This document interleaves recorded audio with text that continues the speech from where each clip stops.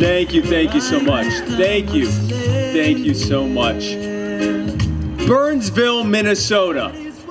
That's right. No, it's okay. You can applaud your name. Who here is ready to take the power back? Who here is ready to end the Republican gravy train, not just in D.C., but in every state in the union?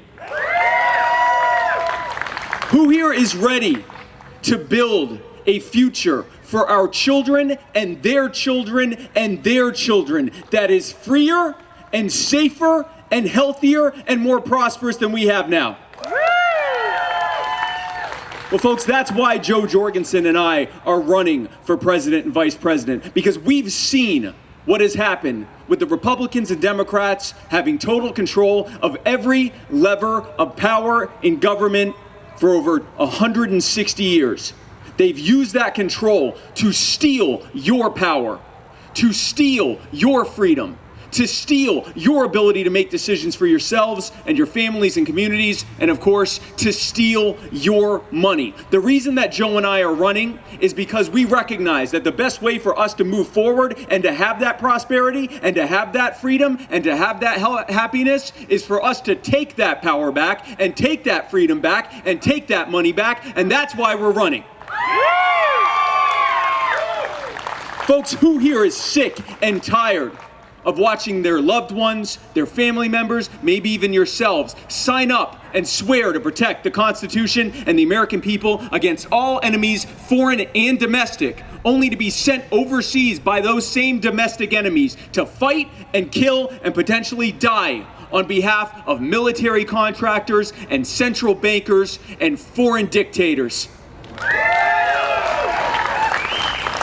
And who here is sick and tired of watching those same people that signed up to fight on our behalf, if they're fortunate enough not to come home in a flag-draped casket, being subjected to the worst form of healthcare in this country, the Veterans Administration? Who here is sick and tired of watching the cost of living spiraling out of control and the gap between those who have and those who do not have continuing to worsen and widen because of disastrous economic policies from the Republicans and Democrats?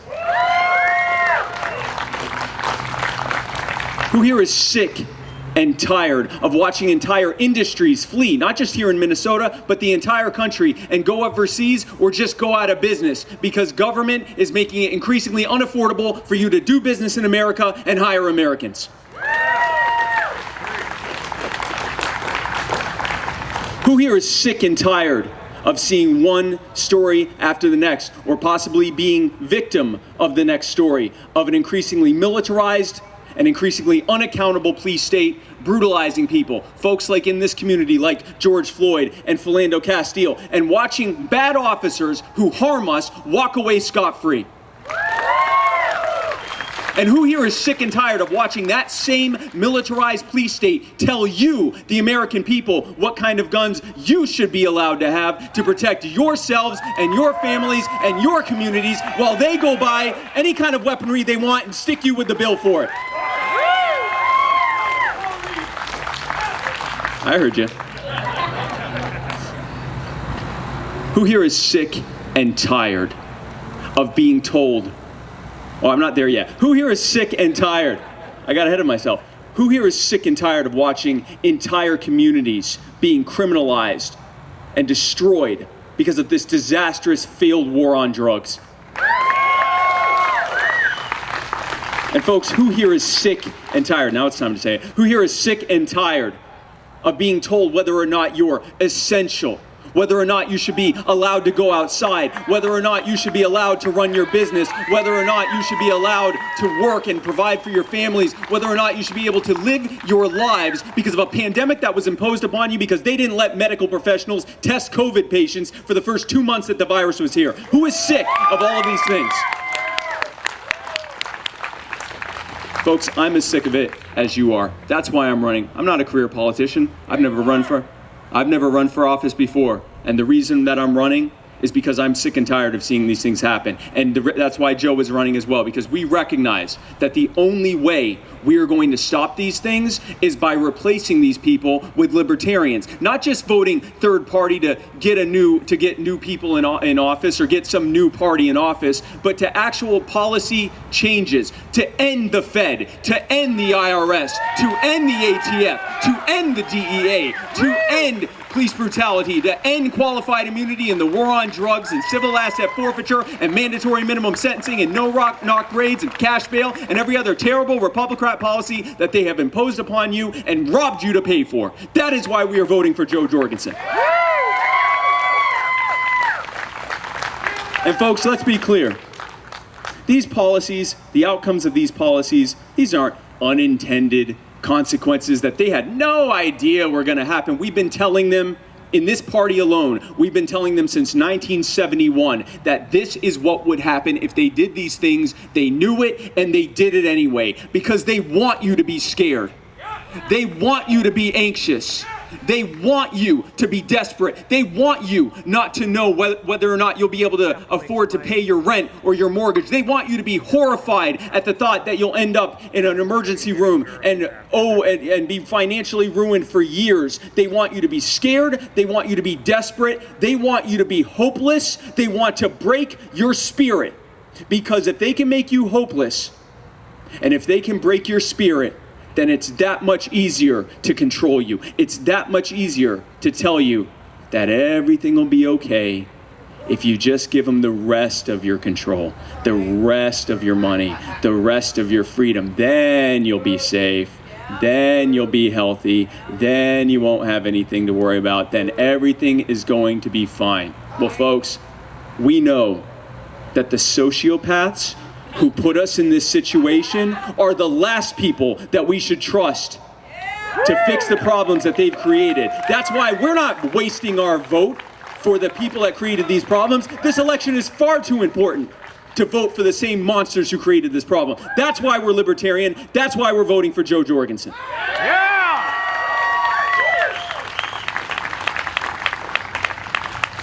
Now, folks, before I talk about my running mate, let me take a moment to talk about the folks who are asking you to waste your vote. Let's talk for a minute about Joe Biden.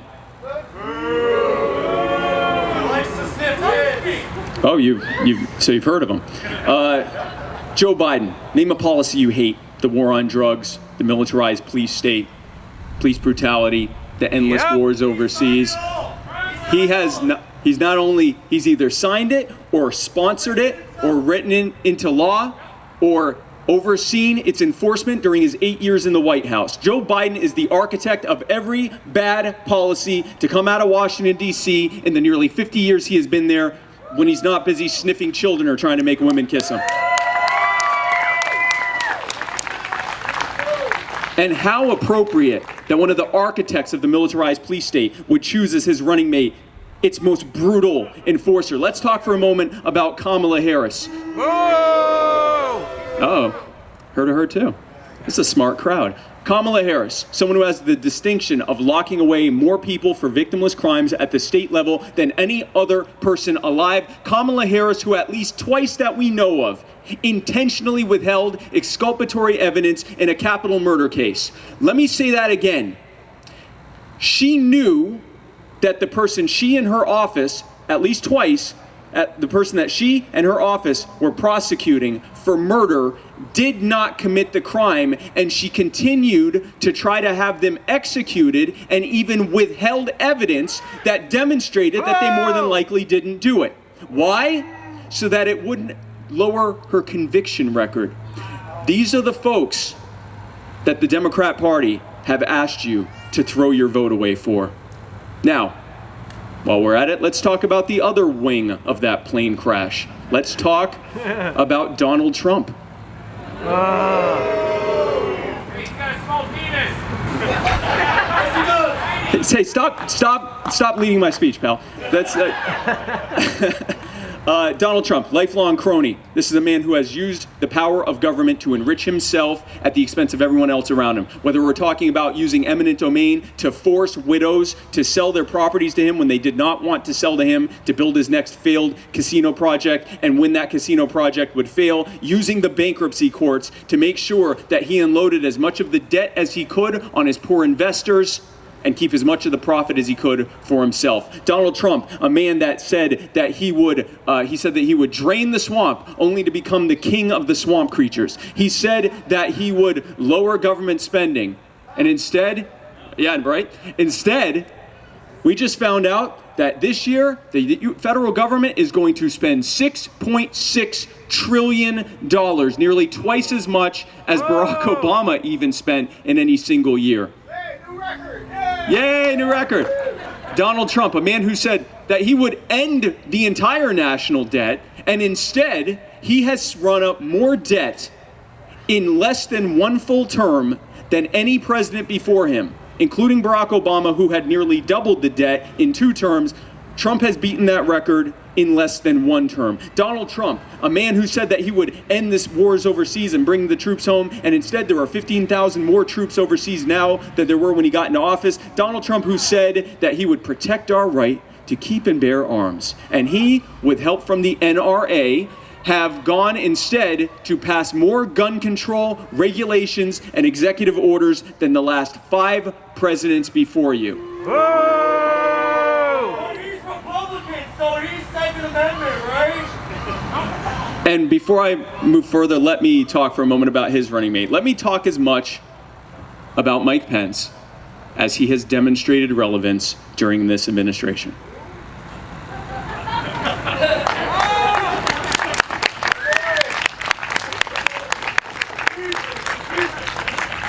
I'm sorry, I forgot what I was talking about. I'm so sorry. That never happens. That never happens. Now, that's who the Republicans have asked you to throw your vote away for and to waste your vote. Let's talk for a moment about someone who is not a wasted vote. Let's talk about Dr. Jo Jorgensen. Let's talk about Jo Jorgensen, a brilliant self-made entrepreneur, a woman who we don't have to worry whether or not she's going to pass a cognitive test, because apparently that's a thing now that we have to worry about with other candidates. Jo Jorgensen, someone who is ready to lead from day one, not by taking control of your life or taking more power from you, but just the opposite, giving you your control back. Because Jo and I recognize that the best way that you're going to thrive, the best way your communities are going to grow and prosper, the best way that you're going to live safer and healthier lives is for you to have your power and your wealth and your freedom and your money back where it belonged, always in your hands where it always belonged. Folks, this is why the debate cartel is shutting Jo and I out of these debates, because they know that if you put Jo Jorgensen between Donald Trump and Joe Biden, 2 men who can barely form a coherent sentence between the 2 of them, and who are emblematic of every bad policy and action to come out of D.C. in the last several decades, and you put between them someone who will be able to demonstrate how they created these problems and how our common sense libertarian solutions will fix the problems that these sociopaths have created, that the game is over and that we win. That is why they're shutting us out, and that's why we have to be even louder than them.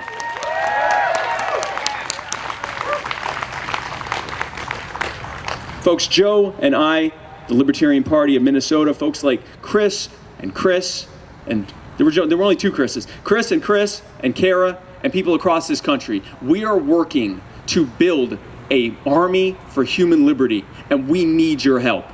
If you haven't done so already, I ask you to join the Libertarian Party. Go to lp.org and sign up today to join the party. It is the Libertarian Party that is the bulwark against the Republicrats and their aims to take even more from you, to make your life even harder than it is now, to make it harder and harder and harder for you and your children and their children. It is the Libertarian Party that wants to do the opposite. Put it back in your hands. Give you your money back. Give you your power back. Let you thrive. Let you live your life, and stop making it so hard so that you can grow in ways that they would never allow it.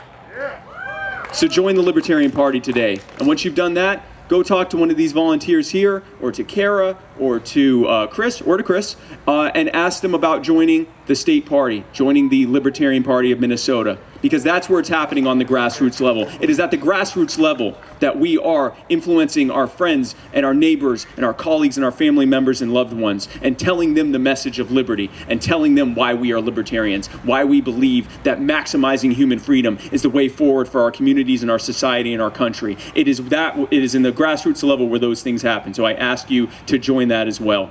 And once you've done that, I ask you to go to joe20.com, and we have a volunteer form that we would love to have you fill out. And if you're able to make a contribution, either online or today, then I would greatly appreciate it, because it is what we need to be able to continue to do bus tours like this. It is what we need to be able to go around the country to visit all or most of the 50 states at a time when our opponents are hiding in their bunkers and their basements from the American people who are out in the streets literally protesting the intended outcomes of their policies. We are here talking to the people in the streets about it and how we can fix it with libertarian ideals, and we need your help to be able to do that.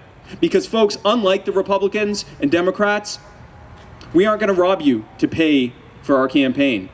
You may not know this, but Republicans and Democrats receive something called federal matching funds, which means basically that they rob you with income taxes, because all taxation, as we know, is theft. I know how to do an applause line. They rob you to help pay for their campaigns, because they don't just think that they're entitled to your vote. They don't just think they're entitled to your support. They think they're entitled to your money to pay for their campaigns. Folks, the Libertarian Party has never taken a penny of matching funds, and we never will, because we believe that if we're going to get your money and your vote and support, it isn't because we've forced you into it or scared you into it or coerced you into it or used the IRS to hold a gun to your head and force you to do it. It's because we earned it. We want to earn your support. We want to earn your vote, and we want to earn whatever contribution you're able to make. And if we have earned it today, I ask you to give what you can to be able to help us continue to spread the message of liberty, not just here, but around the country.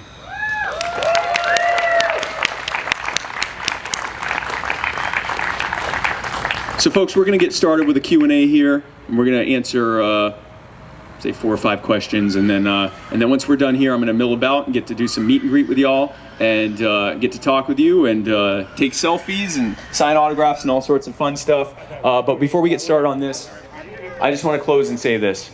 As I said before, the Libertarian Party, this campaign, everyone here, we are fighting to build an army for human liberty, fighting for a world and a country set free in our time. And our time is now. Now, who's with me?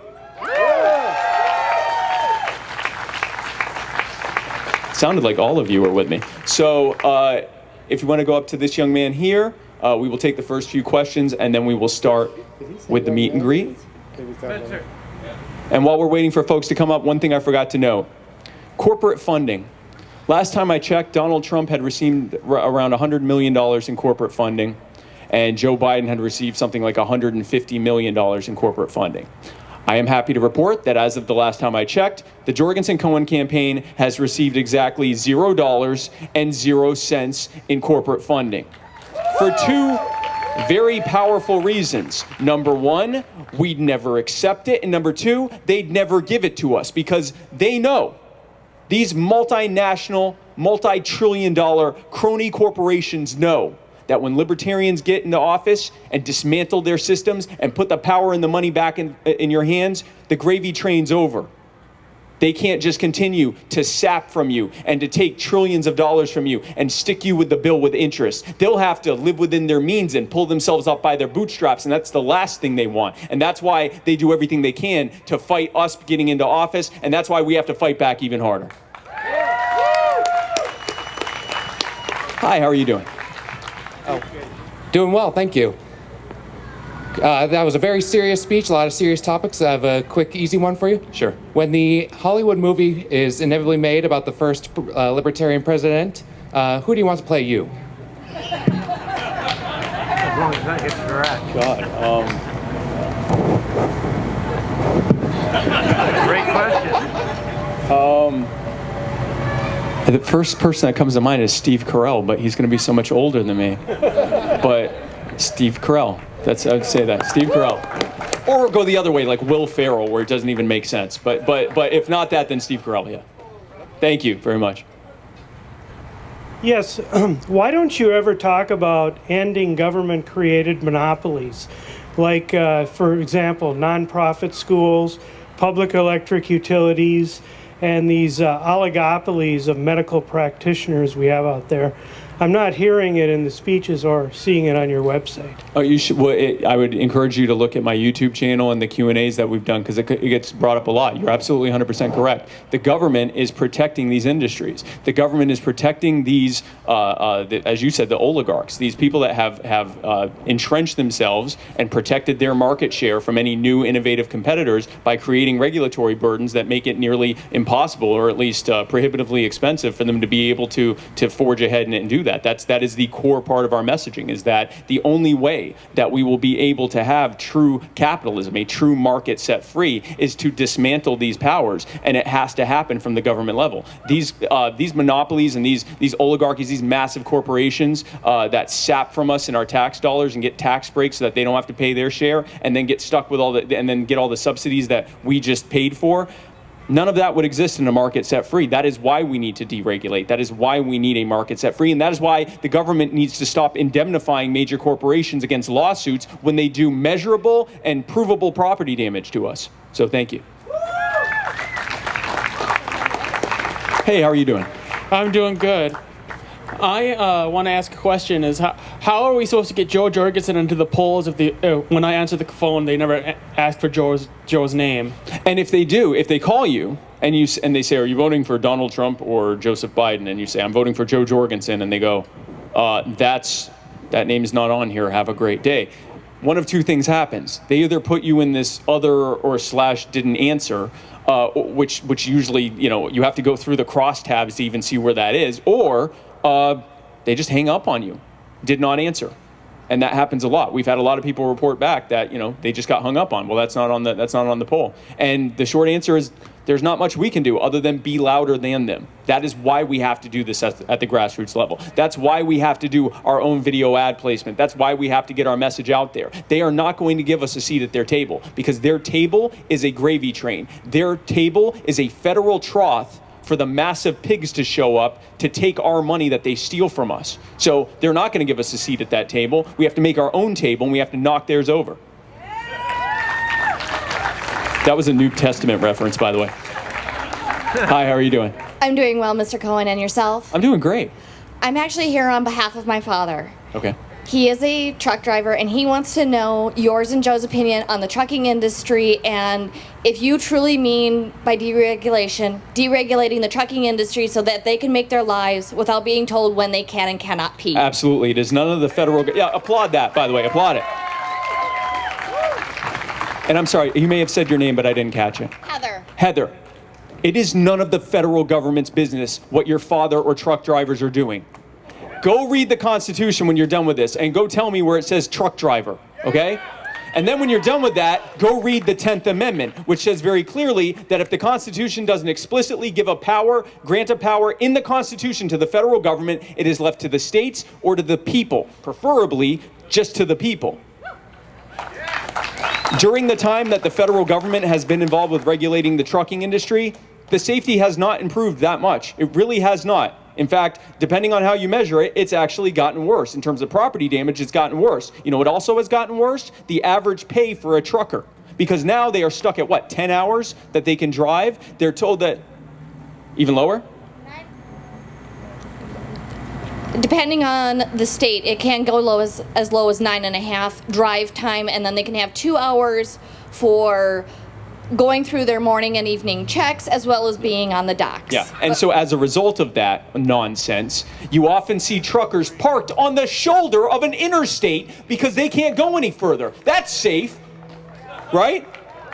for their safety. Just park on this little gravel area while people drive by 70 miles an hour. That's way safer than you driving another 20 minutes to a rest stop. This is what happens when the federal government gets involved. And truckers, their livelihood is plummeted. You have seen truckers that are driving illegally that just show up and go, I'm not getting any of these permits, and I'm driving as long as I want, so I can charge less, which puts truckers that want to do it the legal way either out of business or forced to take on more and more loads and make less and less money. It is none of the federal government's business what truckers are doing, and if there is to be any role in the Department of Transportation, it should not be in that. That should absolutely, your father should be free to truck as he wants, because frankly, truckers are exponentially safer drivers. They're far better trained, and it's none of the federal government's business in the first place. So yes, we would completely deregulate that to zero.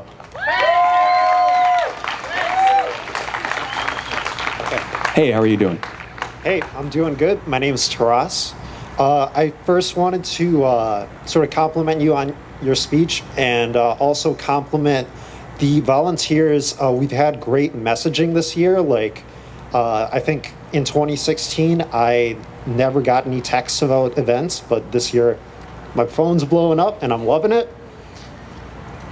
So the question I wanted to ask is, where are we looking for growth opportunities in terms of picking up new voters and supporters, and how are we sort of changing our message? How are we changing our messaging to appeal to urban voters or folks out in the country, things like that? So, and that's a great. You said your name is Ross. Taras. Okay. Taras. Okay, Yeah. Taras. Thank you. Ross is fine. Your name is Taras, so I'll call you Taras. But thank you for your question, and that's an excellent question. We are doing exactly that. We are reaching out. Our strategy in terms of outreach and new growth is don't leave a single chip on the table. Leave it all out on the court. That was two sports. That was a poker and a basketball reference combined. Leave it all on the court. Do not leave a single potential voter or supporter behind, especially when they're out in the streets saying that they are sick and tired of what government is doing to them. What a perfect opportunity, whether we're talking about gun rights protesters or Black Lives Matter protesters or police accountability protesters or lockdown protesters, people that are out on the street saying government is harming me. I don't like it so much that I'm on the street telling you this. What a perfect example to reach them. And in terms of how we change the messaging, you don't really have to change messaging. All you have to do is listen.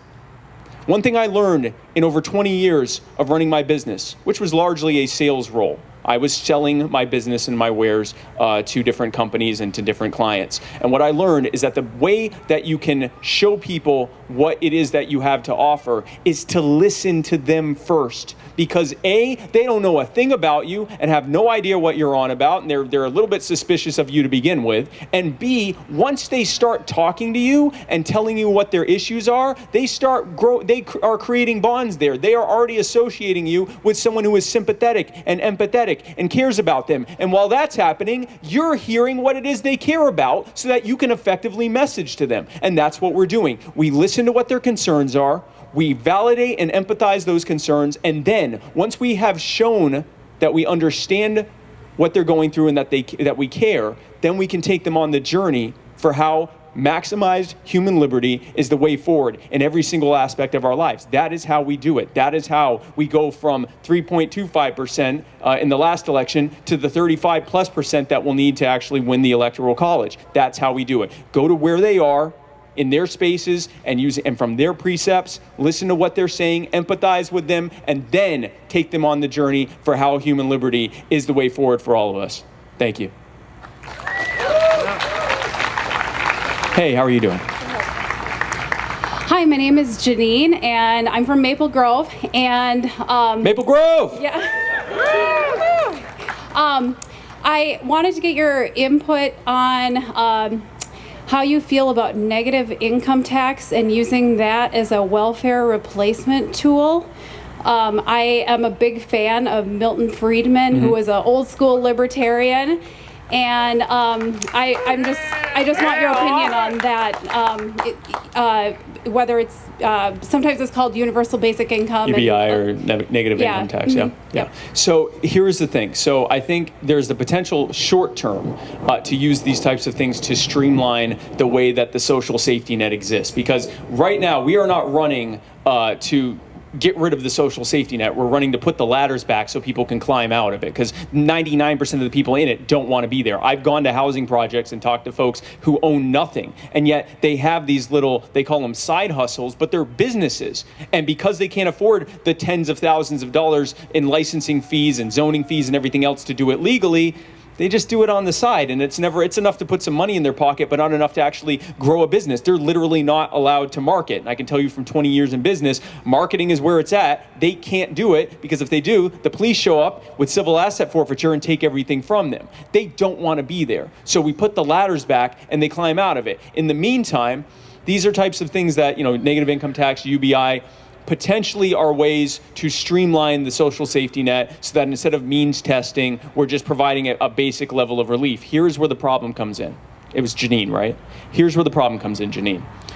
When you create a system whereby the government is simply handing a check to every single American in this country, two things happen. Number one, you massively increase the money supply every time you're doing that, which, as we know, thanks to the Federal Reserve, which we plan to end, by the way. I know how to get applause. Once we do that, once we give that power and we increase the monetary supply, that causes the cost of living to go up, which means that over time, let's say $1,000 a month has to become $1,200 a month, has to become $1,500, has to become $2,000, and so on and so forth, until eventually, far enough down the road, we have a snowball effect where it gets really, really bad, where suddenly the money is truly, truly worthless. No one even wants it. Here's the other thing that happens. When you give government, when you give politicians the ability to campaign on one single issue, how much of a check they're going to give you, that's all they're going to talk about. You're going to have me sitting here saying we need to maximize human freedom and liberty and give the power back to people, and you're going to have two other people saying, I'm going to give you $5,000 a month. And then you're going to have another politician going, that guy doesn't care about you. I'm going to give you $10,000 a month. And when you create that, you are creating the ultimate federal trough, where they can just literally buy people's votes directly through that. So those are my concerns with those types of plans long term. The issue that we are facing, why so many people need it in the first place, over and above those regulatory burdens that make it so hard for people to move up the economic ladder, to move out of poverty, is also the fact that the federal government controls our currency, which means that since the Federal Reserve was created in 1913, your money has lost 98% of its value. Imagine if your money was worth 50 times what it's worth right now. That is how much they have robbed you over the last 107 years. So in our mind, the long-term answer, Janine, is to take the power of currency completely out of the government to begin with and put it in the hands of the free market. Because now, instead of your currency being issued by a monopoly that has a vested interest in that money losing value over time so that the debts they've run up lose value over time, instead, your currency is provided by competing providers that have a vested interest in your currency gaining money over time, because if it doesn't, or if it doesn't gain as much as one of their competitors, they'll lose your business to the competitor. So the free market is the answer here. Short term, there may be a role for negative income tax or UBI, but I would be very careful with how to use it because of the potential for what it could do long term. Thank you. Hey, how are you doing? Good. My name's Travis. I'm from Big Lake, the land of the rock sticks and cows, according to Emperor Palpatine. I mean, Governor Waltz. That's Big Lake? Yeah. Big Lake! So first thing I want to say is just thank you for being actually a morally, person to vote for, when you're sitting there and looking at Trump and Biden. But Thank you for not being a monster. You're welcome. The second thing is, we talk about ending victimless crimes. Yes. So that's coming down to physical, financial, stuff like that. Mm-hmm. What about like emotional crimes that, it's kind of hard to go about? Let's say the guy that scares the woman, down the alley, or her boyfriend that's threatening to kill her but doesn't physically or financially harm her. So, I mean, you gave some pretty stark examples of where you're, a threat of violence or a terrorist threat or something like that, I would argue is not a victimless crime because you're literally like threatening to murder someone. It gets a little more murky with someone just being like a bully or something like that. And the short answer is that's really needs to be determined by those individual communities. And I'm not saying that as just a sloth off of your answer. I'm saying that because I'm running for federal office and I don't think the federal government should be involved at all.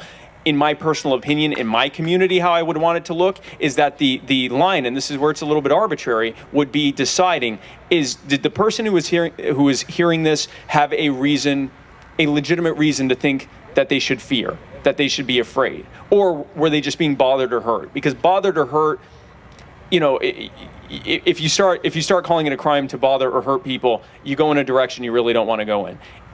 But you have to have the line of like, does this person really believe? Would they have a reasonable reason to believe that the harm was actually being caused? And it is. There's a gray area there, unfortunately. But I would tend to err on the side of if there's any question whether or not the person had a reason to believe that their life or their livelihood or whatever was in danger, erring on the side of freedom of speech and expression. But again, I believe that individual communities should be able to make that choice. That's what was intended with the framework of our country. Is instead of having this top-down across the board standard answer, one size fits all answer, allowing individual communities to make those kinds of tough on the fringes types of decisions. Thank you. So folks, that is the end of our Q&A. So I'm going to start mingling, and Kate's going to come up here and talk with you. But I just wanted to thank you so much. Give yourselves a round of applause for coming out. And keep it going. And we are going. Isn't Spike incredible? Let's go win this thing. Spike is amazing. Keep it going. Keep it going for him. All right. Thank you so much, Minnesota.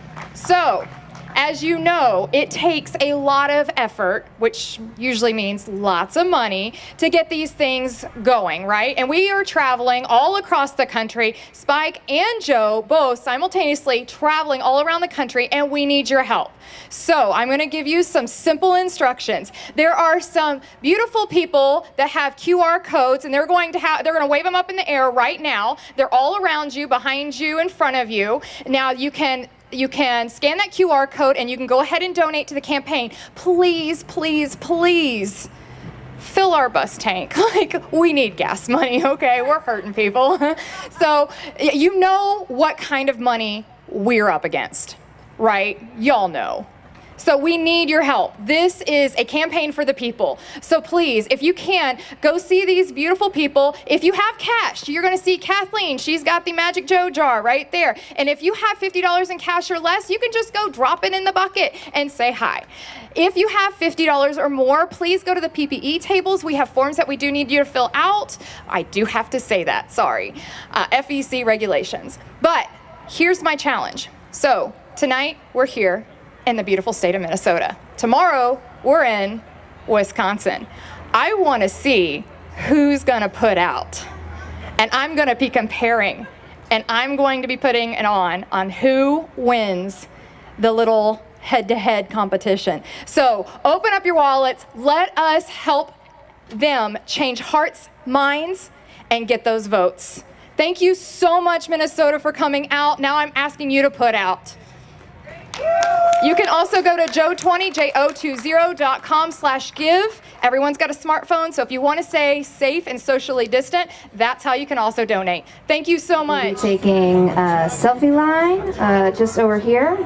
And I'm also making a call for some volunteers to help me tear down this lovely setup we had for you this evening. Thank you guys for coming out so much. We appreciate it.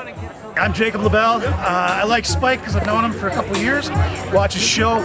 He loves liberty. He will discuss anything with you at any time, politely, pleasantly. He's all around just a great guy. Very intelligent and very principled. Is there really another option? I mean, to vote for the lesser of evil when really I can actually go vote for someone, some people that are just excellent human beings. I don't know. I think, you know, is that empowering? For myself, I'm just such an idealistic person that I have to vote for the best option, not the least worst option. And the best option is Spike Cohen and Joe Jorgensen.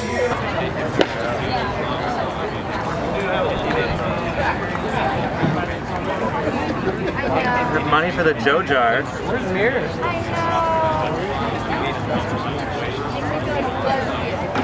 Go ahead, Steele.